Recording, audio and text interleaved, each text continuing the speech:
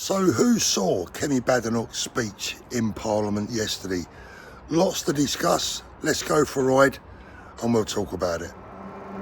So, morning all, it's early morning here in on the outskirts of Benidorm. I've got an early morning appointment with the bank this morning. And I thought I'd take this opportunity. I'm going to have a right old moan this morning. And there's going to be some home truths. Firstly, Kemi Badenoch, her speech in Parliament yesterday. Well, let's get a couple of things clear. I could never, ever, and will never, ever vote Tory ever again. After being a Tory voter for most of my life, how could you ever trust that lot ever again? What was it, 14 years they had in power and did absolutely nothing. So, with all due respect to Kemi, her words were a little bit shallow yesterday, although I have to say it was a great speech. I like Kemi. As a person, as a human being, I really like her. You know, I'd be delighted to have her as a friend, as a neighbour. You know, I think she's a lovely woman. And do you know what? I'd actually trust her more than I trust a lot of politicians. But unfortunately, she represents a party that has badly let us down in the past.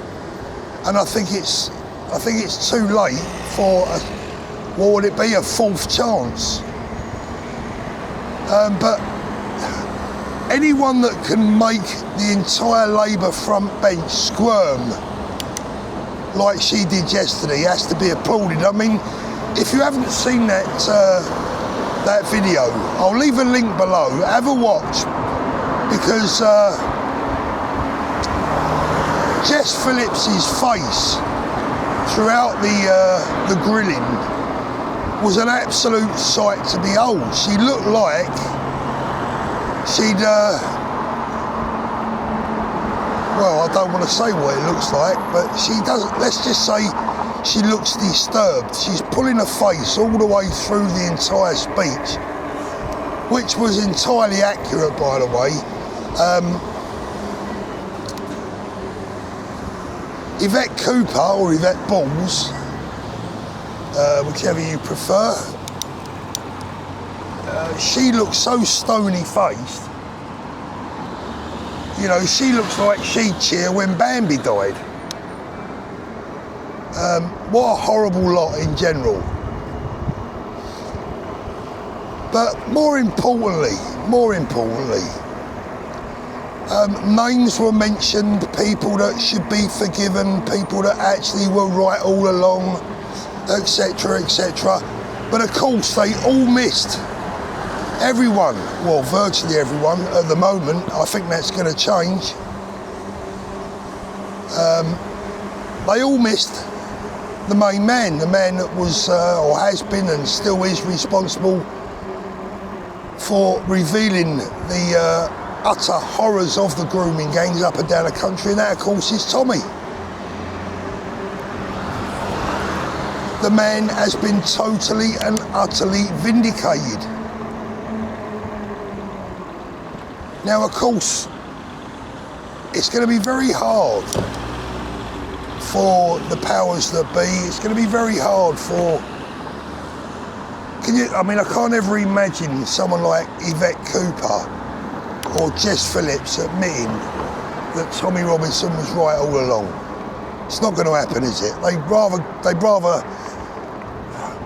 rather ball their own heads, wouldn't they, than admit that.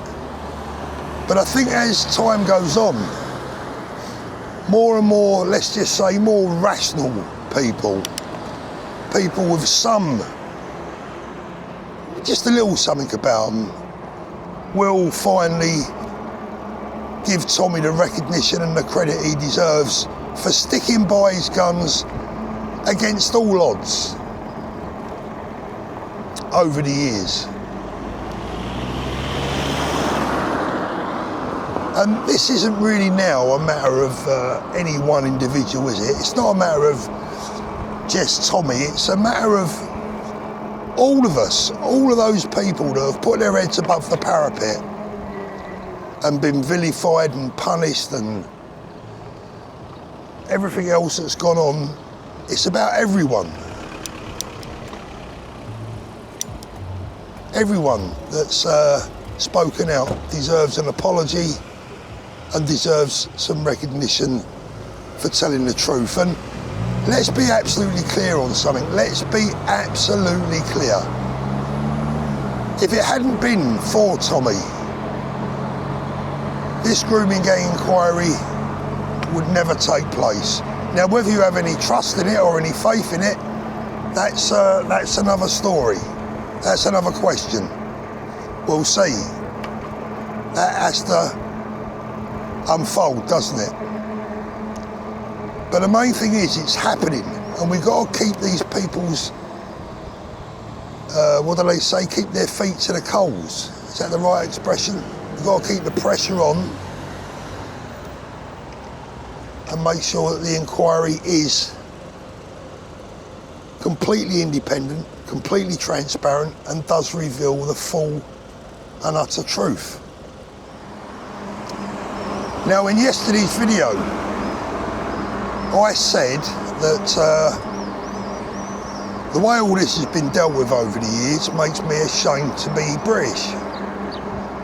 And there are people in the comments, understandably, I totally get it, who said, oh, I'd never be ashamed to be British. I'm just ashamed of our governments, etc. Now, I get that. I kind of said it a little bit tongue-in-cheek, but no, you know what? I'm going to stick to what I said to a large degree. I am ashamed of what the British people in general, I'm not talking about you lot watching, because you guys watching, for obvious reasons, most people watching this now will have been awake, will have been doing their bit, will have been speaking out, will have been on side, and will have recognised the issues that we've had here in this country for, what, I don't know, 20 years or whatever it is.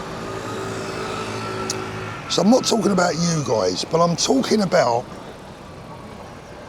the I'm all right Jack attitude of the British people in general. And let's be honest, let's have it right. We have been a nation of I'm all right Jacks. And even today, I see it in the comments, people calling me out for not doing enough, whilst doing absolutely sod all themselves on a lot of occasions. So I'm sorry, but to some degree, I am ashamed. I'll never be ashamed of being British. I'm proud of being British, but I'm ashamed of what the people of Britain have allowed to happen for years and years, whilst hiding behind their lattes and their Sunday roasts and their cushy little numbers, their jobs, etc., knowing damn well what's been going on, or keeping their eyes closed and deliberately copying the different. That I am ashamed of. And I'll give you a little example.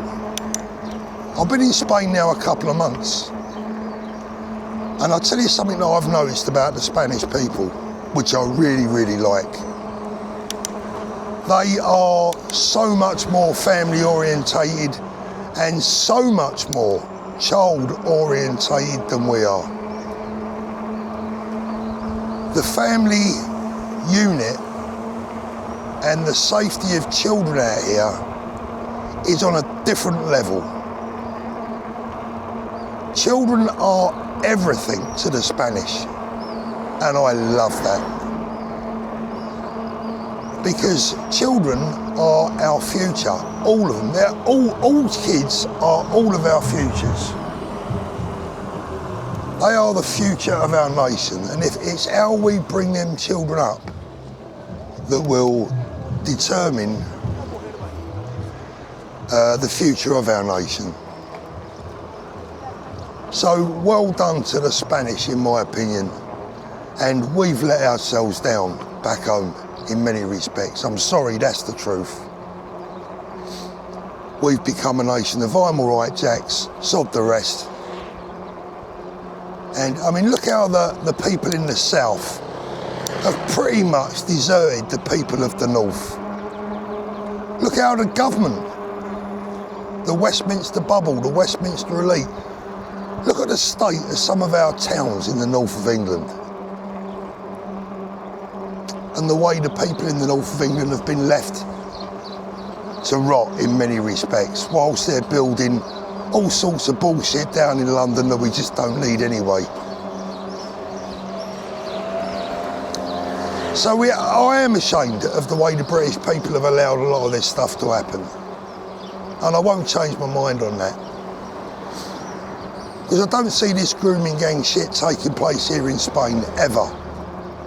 They will be on it like a ton of hot bricks, like they would in most other decent, civilised Western countries. But we've allowed it to happen.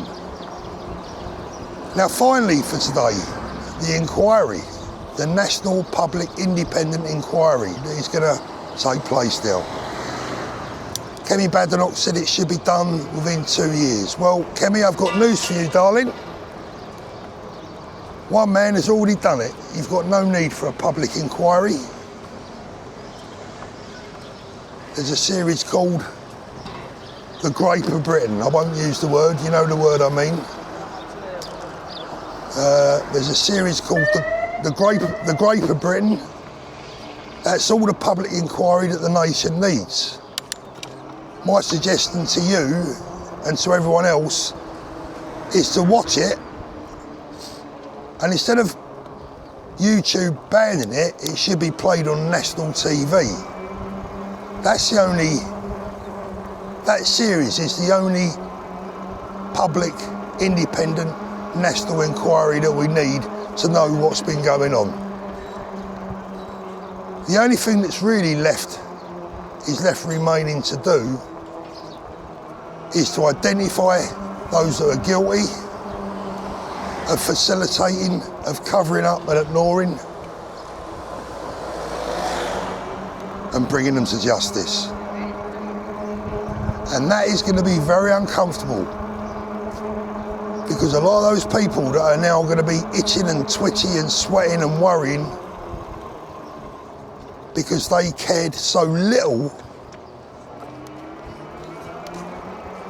that they were prepared to cover up the abuse of our kids. If I was them,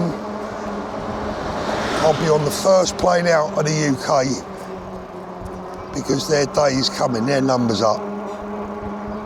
And there's a lot of people in the last senior positions that should be very worried today. The truth always had to come out in the end. Just like incidents like Hillsborough, you can bury the truth for a certain amount of time, but ultimately it will come out. What we've got to guarantee is that individuals and not organisations are punished, because it is individuals, not just organisations, that facilitated this absolute stain on our society and our nation. Finally, there's only one way now. There's only one way that the nation can forgive and apologise to Stephen Lennon. There's only one way, and that's to give him a knighthood, make him a sir, give him a knighthood as way of an apology, and indeed a thank you for what he's done for our children, services to our children. And isn't it ironic that the Mayor of London has recently been knighted for ruining our once great city, whilst the man responsible for trying to save our children ended up in jail. And you wonder why I say I'm ashamed to be British. Right guys, that's it for today. Let me know what you think as always. Love to you all, stay safe wherever you are, and I'll see you again soon.